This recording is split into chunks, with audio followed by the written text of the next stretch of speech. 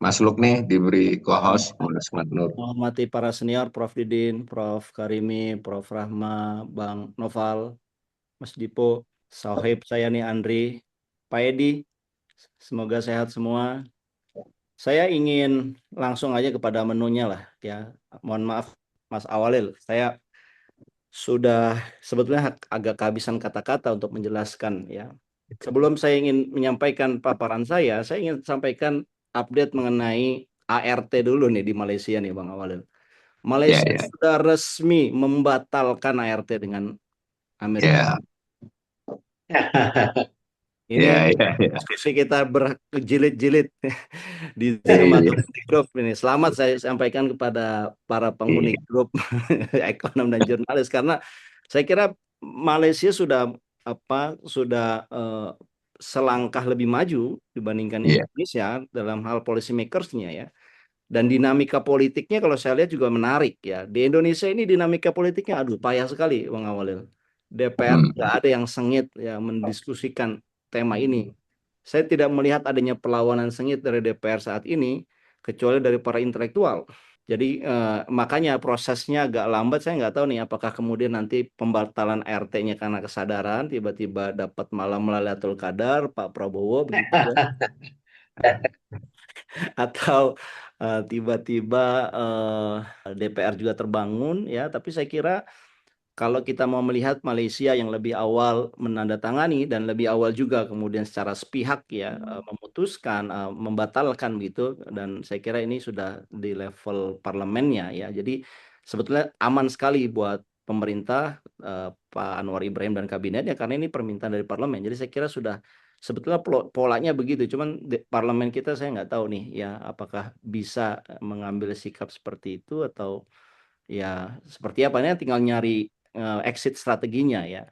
Tapi saya kira apa yang disampaikan fenomena uh, ART itu membuat saya mengawali dengan policy makers di kita, policy makers di bidang ekonomi atau perdagangan atau diplomasi perdagangan ekonomi kita itu payah betul Bapak Ibu sekalian. Jadi nggak menunjukkan kelasnya kalau menurut saya. Jadi saya kira karena ini nggak menunjukkan kelasnya ya capek juga sih sebelum kita bahas untuk apa istilahnya ya semuanya tidak kelihatan ya national interest yang dominan ya selain hanya mengikuti apa kemauan dari penguasa dunia Amerika begitu. Nah ini berita Instagram satu hari yang lalu Pulau Kark di Iran digempur US dollar jadi 106 per barel. Di Kuba itu sudah naik sepeda semua orang. Jadi apakah Indonesia akan seperti ini naik sepeda? Saya mau kalau kita naik sepeda yang pertama kali naik sepeda itu adalah para pejabat-pejabat negara dulu, Bang. Tunjukkan kepada kita bahwa memang mereka yang apa istilahnya yang berkorban begitu. Jangan dibalik ya. Ini krisis BBM sampai di Kuba yang tidak ada pasokan minyak sama sekali karena ya Kuba mempertahankan importir minyak sangat lama dan sangat tergantung sama Venezuela, tetangganya Venezuela diambil alih sama Amerika dan tidak ada minyak yang mengalir ke Kuba ya beginilah ceritanya. Ini mau diperbesar defisit ya, mau BBM-nya dinaikin nggak guna kalau udah kayak begini ceritanya. Nggak ada BBM-nya soalnya. Nah, saya ingin mengantarkan ini kepada diskusi di awal ya. Memang opsinya sekarang ini dua. Tadi Mas Dipo saya suka dong menggunakan bahasanya Mas Dipo. Tidak akan menaikkan BBM, tapi mungkin berencana akan mengeluarkan Perpu menaikkan 3%, tetapi itu adalah solusi malas. Ya, dan saya lagi berpikir mungkin nggak ada skenario ketiga, jalan ketiga. Ya, kalau dilihat dari ini kan, ini berita Fortune 1445 hari ini. Purbaya tidak akan defisit APBN tidak akan diubah kecuali terjadi krisis. Jadi krisis kan berarti perpu. Perpu itu kan syarat diberlakukannya ada kegentingan. Ya mungkin menurut Pak Purbaya nanti ada kegentingan baru kemudian dia akan melonggarkan undang-undang yang keuangan negara yang mengandung 3% defisit. Ya kelihatannya Pak Purbaya sudah mungkin draftnya sudah ada. Saya yakin sih draftnya sudah ada, draft perpunya. Di sisi lain ini hari ini juga 14.30 akan instruksikan KL siapkan pemotongan anggaran. Tapi Bang Awalin bilang anggaran yang mana dipotong? MBG kelihatannya tidak. Koperasi Merah Putih kelihatannya tidak. Terus yang mana lagi yang mau dipotong? Ya. Harga ini sayang nggak ada tanggalnya ya, tapi saya screenshot ini pernyataan Pak Purbaya bahwa tidak akan menaikkan BBM subsidi.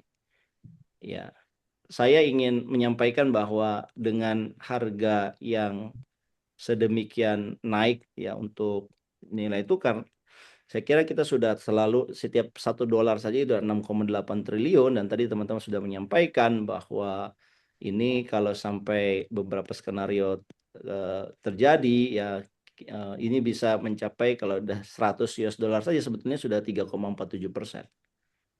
Kalau dia 120 kita defisitnya udah 4%. Tapi somehow kelihatannya saya tidak mau terjebak bahwa ekonom atau saya lah itu mendukung pelebaran defisit ya. Kenapa? Karena seolah-olah ini jalan satu-satunya ke atas nama kegentingan krisis.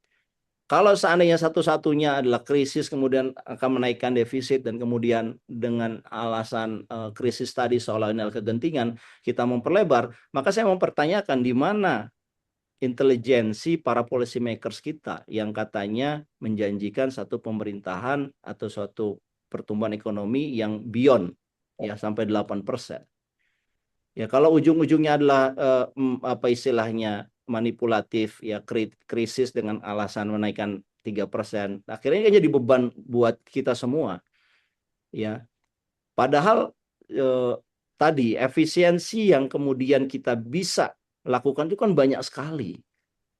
Kenapa kemudian kita buru-buru untuk menaikkan ya 3% gitu. Memang pilihannya tidak enak ya. Pilihan pertama adalah menaikkan harga BBM. Ini pasti ditolak banyak orang.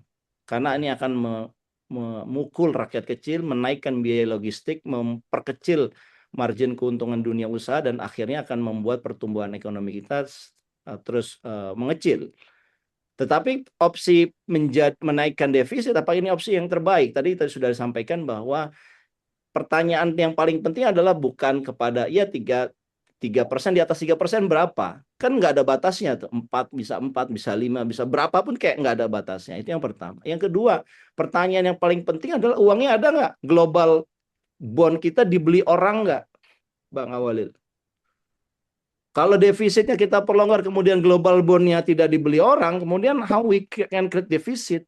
Apakah printing money dalam arti yang BI diperintahkan untuk mencetak uang ya untuk mengatasi defisit ini?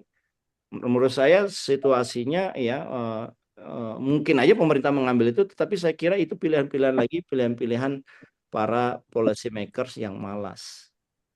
Jadi saya ngelihat apa yang saya sebut sebagai doomsday skenario itu sebetulnya terjadi situasi saat ini. Kalau dibilang Indonesia ekonominya baik ya, saya yakin di hati kecilnya para policy makers, Pak Purbaya itu ini kita udah gawat situasinya.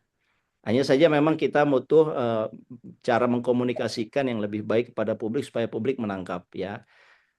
Ini kan Pak Purbaya ini kan ngomongnya sekarang udah di luar konteks ekonomi tuh, Pak Awalil. Kayak sekarang udah kayak politisi itu. Yang mengkritisi yang bilang ekonomi susah, lu aja yang susah kali. Gua mah enggak gitu kan. Itu kan kayak bukan jawaban teknokrat ya, Menteri Keuangan yang kita kenal kan teknokrat harusnya. Dan saya kira Purbaya ini kan awalnya juga kan seorang teknokrat, bukan politisi.